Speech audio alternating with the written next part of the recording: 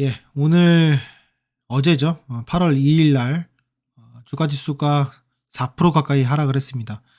뭐 여러 가지 이유가 있겠지만은 뭐 공통적인 의견으로는 미국의 경기 침체, 금리 인하가 그게 도움이 되지 못한다. 엔캐리 청산 이런 이유들로 인해 가지고 주가가 하락을 했어요. 오늘 좀 길게 좀 설명을 드릴 텐데요. 과거 2000년대부터 지금까지 어떤 식으로 주가가 이루어져 왔고 정말로 흔히 말하는 것처럼 금리 인하는 폭락을 의미하는 것인지 과거와 지금 뭐가 다른 것인지 이야기를 하도록 하겠습니다. 아시다시피 저도 이제 그 팬데믹 시절에 제가 채널을 시작해가지고 같이 함께 하신 분들이 계신데요. 또 다른 또 위기라고도 생각을 합니다. 어쨌건 이 부분에 대해서 좀 디테일하게 좀 말씀드려보도록 하겠습니다. 먼저 이걸 말씀드리기 전에 요거 좀 볼게요. 정리를 좀 했는데 우리가 이제 과거에 두려웠던 점은 2008년도가 아니라 2001년도입니다. 자, 98년도, 99년도에 미국의 IT 버블이 생겼습니다. 그래서 4년 동안 약 3배 올랐습니다. 데이터를 보시게 되면은 요 부분이에요. 그래서 98년도부터 나스닥 지수가 1500에서 5000까지 올라가야 됩니다. 이때 이제 국장 같은 경우에도 IT 버블이 있었는데 이때 당시에는 뭐 여기 제가 써놨지만은 뭐 마이크로소프트 대박 났고 그쵸? 인터넷만 깔리고 그랬어요. 근데 생각보다는 수익이 나지 못한다는 것을 조금 알면서 폭락이 시작됐습니다. 2001년도에 IT 버블이 시작이 됐고요. 2001년도 3월 달 기준으로 잠깐 보시게 되면은 여기 보시면은 요때입니다. 요때예요. 2000년 5월 16일 날 기준금리가 6.5%입니다. 미연준 기준금리가. 자, 그 다음에 이제 떨어진 게 2001년도 1월 달이에요. 2001월 달에 0.5%를 뺍니다. 자, 그 다음 그 달 말일에 0.5%더 뺍니다. 그래서 결국에는 한 달 만에 1%를 뺍니다. 금리 인하가 이럴 때는 안 좋다는 거죠. 왜냐면은 금리 인하는 것이 선제적인 대응이 있고요. 그리고 이제 후행적인 대응이 있습니다. 근데 이 당시에는 이미 2000년대 제가 여기 써놨지만은 2000년대에 이미 버블이 생겨서 경기 후퇴가 심각하다 생각이 돼서 금리 인하를 급격하게 내립니다. 그래서 보시면은 1년 사이에 6.5에서 1.75로 가파르게 떨어뜨립니다. 여기 보시면은 이게 지금 떨어뜨리기 시작한 게 2001년도 1월이거든요. 그렇죠? 근데 여기 보면 2001년도 11월이에요. 1.75까지 떨어지죠. 1년 만에 이렇게 떨어집니다. 이미 손쓸 수 없을 시점 돼서 이렇게 된 겁니다. 자, 근데 지금 현재 시점에 잠깐 비교를 해보면은 지금은 여기 와 있죠. 여기 와 있습니다. 그래서 유지가 된 상태에서 5.5%를 계속해서 유지하고 있습니다. 자, 현재 상태에서 그렇죠? 6월 달에 2023년 6월에 5.5%입니다. 여기 금리 인하가 급격하게 되냐 안 되냐가 가장 중요한 것 같아요. 근데 제 생각에는 올해 한 번, 두 번 정도 된다고 말하는 것 자체가 경기 침체라기보다는 언제쯤 선제적 대응을 해야 될 거에 대한 그 고민을 하는 시점이 아닌가 이렇게 생각이 들어요. 그래서 저는 개인적으로 2000년대와는 완전 다르다. 이렇게 설명드려보면은 그 다음에 2001년도에 9.1 테러가 옵니다. 그래서 어떻게 되냐면 더 급격하게 금리를 낮추면서 1%대 초저금리 정책을 내놓고요. 이게 2004년도까지 유지됩니다. 보시면은 여기서 쭉 떨어졌다가 이게 언제까지 이어집니까? 이렇게 볼게요. 자, 2001년도죠. 여기서부터 금리 다시 올라가는 게 언제까지예요?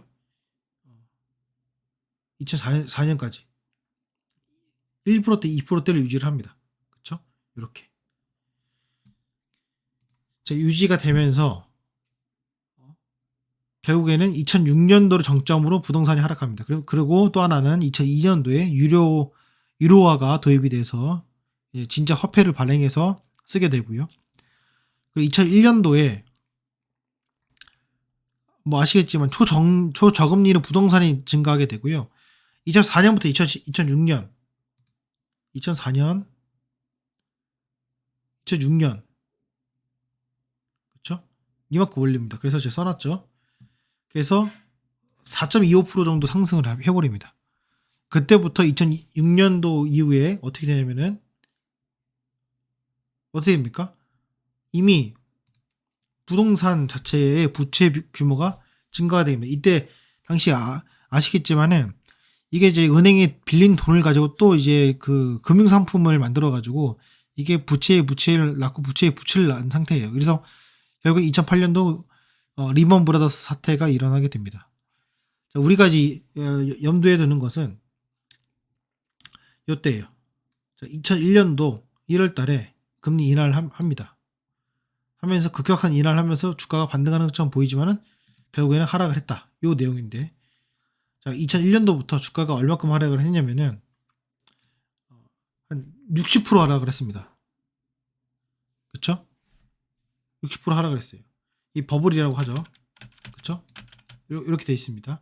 자, 그 다음 몰랐는데 결국에는 그러면은 2001년도 미국 주식이 하락을 했을 때 한국은 어땠는지 그걸 좀 보겠습니다.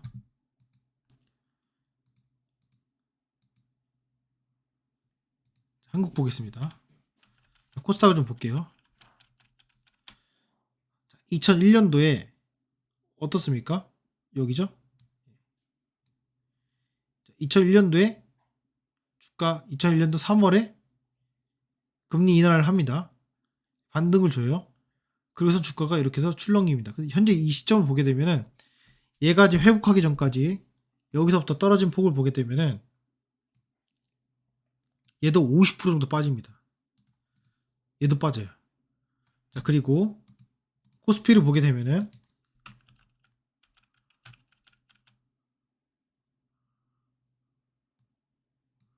코스피는 자, 코스닥은 다른 얘기예요. 왜냐면 코스닥은 그 IT 버블이 있었으니까. 자, 코스피를 보면은 2001년도 3월에 여기죠. 3월 달에 단행을 하고 어때요? 요 부분에서 추가적인 하락이 최대 15% 정도 하락을 한 다음에 주가가 그 다음부터는 오르게 돼 있습니다. 이거 제가 말씀드리는 이유는 뭐냐면요. 결국에는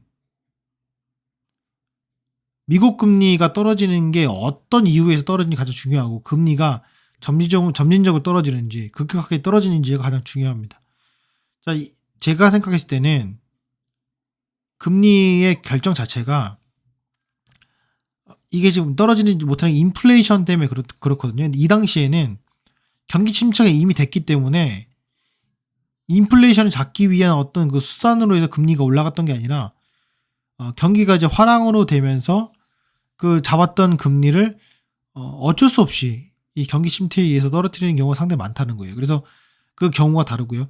실질적으로 코스피 같은 경우에 버블이 없었던 이 코스피 같은 경우에는 주가가 오히려 우상향하는 모습을 보였습니다. 물론 이게 몇 년입니까? 2007년도까지 상당히 많은 기간이에요. 6년이에요. 상당히 많은 기간이지만은 결과적으로 우리가 알 수 있는 건 뭐냐면요. 지금 현재 우리 미국 금리의 인하가 경기 침체로 인한 것이냐 아니면은 선제적 대응이냐라고 볼 수가 있어요. 근데 우리가 지금 금리가 떨어지면 주가가 떨어진다라고 한 가정은 2001년도의 이 가정입니다.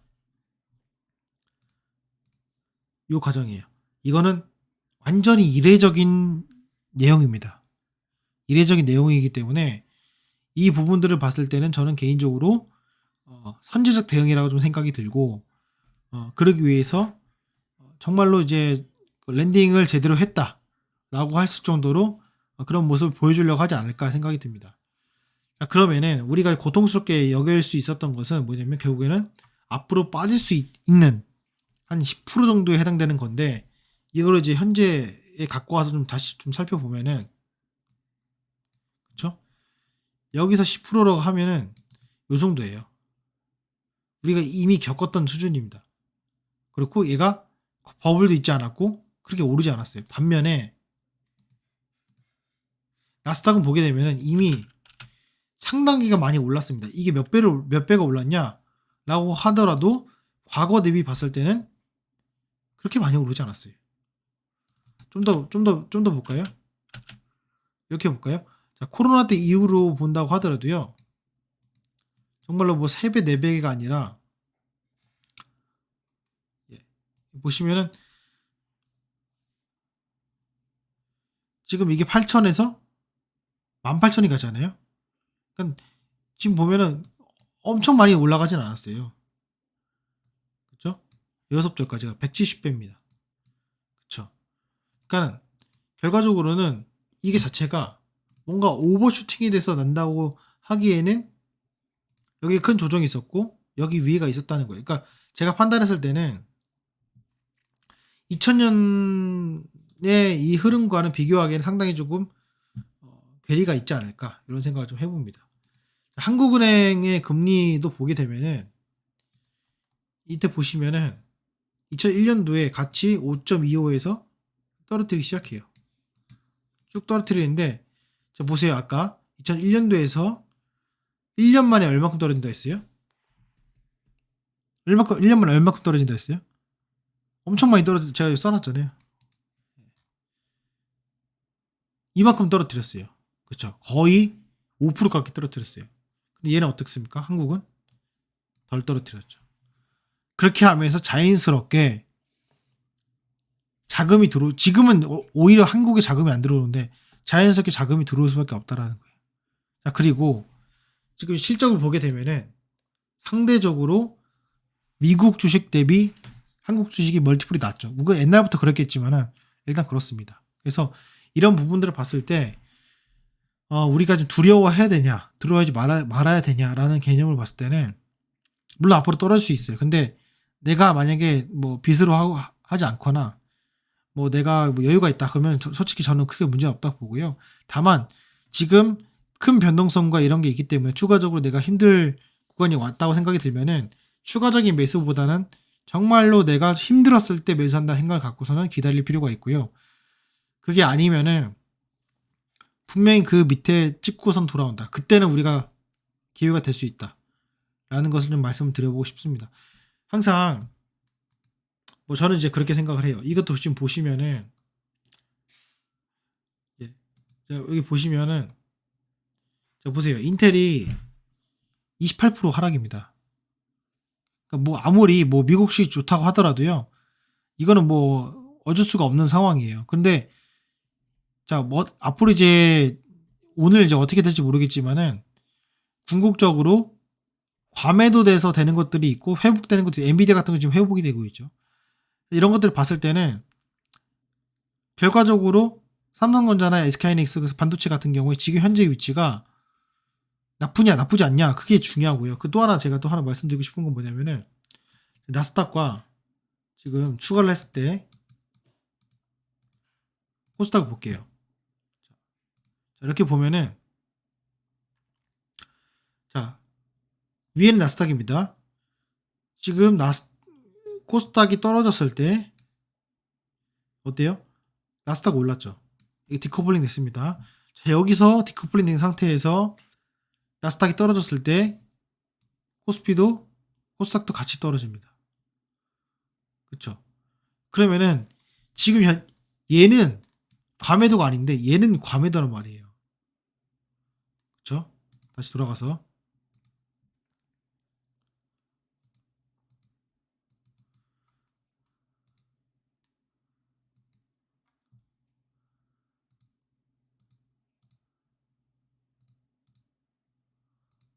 자, 여기 보면은 결국에는 우리가 월요일장이 어떻게 될지 모르겠지만 개파락이 나올지 보합이 나올지 아무도 몰라요. 자, 그런데 이 투자별 매매동에 잠깐 보시면은 오늘 코스닥 거래대금 그렇게 많지 않았어요. 코스피 뭐 좀 있지만 그렇게 많지 않았어요. 선물 외국인과 기관의 싸움인데 매수 쳤고 매수했습니다. 다만 여기 보시면은 외국인과 기관이 완전 포지션이 반대거든요. 그것을 우리가 알 필요가 있고 그쵸? 그리고 8월 1일자에 오늘 풋옵션으로 대량 매수를 했습니다. 외국인이. 그래서 완전 포지션 자체가 외국인은 떨어진다라는 생각을 갖고서는 접근을 했다. 이렇게 좀 보시면 될 것 같고. 자, 그 다음에 환율 볼게요. 보통 이럴 때는 환율이 많이 흔들리거든요. 근데 오늘 환율을 보시게 되면은 그렇게 흔들리지 않았다는 것을 또 알 수가 있어요. 그렇죠? 이런 부분을 봤을 때 오늘 뭐 미장 종가가 뭐 어떻게 될지 모르겠지만은 제가 생각했을 때는 이제는 금리 인하가 나올 때부터 가장 큰 중요한 싸움이 되지 않을까 이런 생각을 해봅니다. 힘든 시간이고요. 힘든 장인데 결국에는 주식 투자를 하는 데 있어 가지고 뭐 몇 년에 한 번씩 이런 경우가 꼭 있는 것 같습니다. 누군가는 돈을 벌고요. 누군가는 돈을 잃습니다. 그런데 제가 느낀 바로는 단지 뭐 1-2개월, 3개월, 6개월, 1년 이렇게 단기적으로 보는 것보다는 계속해서 조금 더 거시적으로 본다는 사람이 결국에는 승리하는 걸로 저는 개인적으로 생각을 합니다. 그래서 뭐 예전에 제가 4년 전에도 그랬지만은 제가 그래도 유튜브를 함으로써 여러분들에게 드리고 싶은 말씀 중에 하나는 이런 힘든 시간에 같이 우리가 생각을 해 보고 우리가 코로나 때 같이 어 토론하고 같이 이겨낸 것처럼 지금도 같이 좀 잘 해 봤으면 좋겠습니다. 어쨌건 힘든 시간이지만은 내 계좌 보고 주가 떨어진 거 보게 되면은 정말 고통스럽고요. 우리가 2020 년도 그 고통스러운 시간을 보내다 보니 또 좋은 기회가 있지 않겠습니까? 2000년대, 2001 년도에 금리 인하로 인한 주가 급락은 이미 선제적 대응이 하지 못했고 주가는 이미 급락을 했고 경기는 이미 침체된 상태에서 급락을 했고 그거 대비 국장 자체는 상대적으로 금리 인하를 더디게 함으로써 장당 미국과 한국의 금리 차를 역전으로 다시 돌려놓고 한국 증시가 다시 살아나는 그런 모습을 볼 수 있다라는 겁니다. 결국에는 한국 시장에 외국인 자본이 들어오냐 들어오지 않냐인데 지금 현재 상태에서는 미국 금리가 높기 때문에 절대 들어오지 못하는 그런 상황입니다. 그런 것들이 재평가 되려면은 반드시 제가 말씀드린 내용이 선제됐을 때 좋은 결과가 있지 않을까 생각이 듭니다. 어차피 이것도 지금 인텔이 마이너스 25%까지 갔기 때문에 그런 거고요. 이렇게 좀 참고하시면 좋을 것 같습니다. 뭐 힘든 시간임에도 불구하고 이 영상이 조금이나마 여러분들에게 도움이 됐으면 좋겠습니다. 원래는 요거를 이제 저희 그 멤버십 하시는 분들에게 말씀드릴까 말까 좀 고민을 하다가 그래도 우리가 4년 전에 같이 함께했던 그런 시간이 있지 않습니까? 그래서 긴 시간임에도 불구하고 좀 공개 영상으로 좀 올려드리고요. 이후에 월요일장부터 좀 디테일한 내용들 실시간으로 제가 밴드에다가 저희 같이 하는 밴드에다가 좀 올려드리도록 하겠고요. 어쨌건 뭐 장이 끝나봐야 알겠지만 주말 잘 보내시고 또 월요일날 두려운 모습이 아니라 파이팅 넘치는 모습으로 너가 떨어져봤자 얼마나 떨어지겠냐라는 그런 모습으로 같이 뵀으면 좋겠습니다. 고생 많으셨고요. 주말 잘 보내시길 바라겠습니다. 마치도록 하겠습니다. 감사합니다.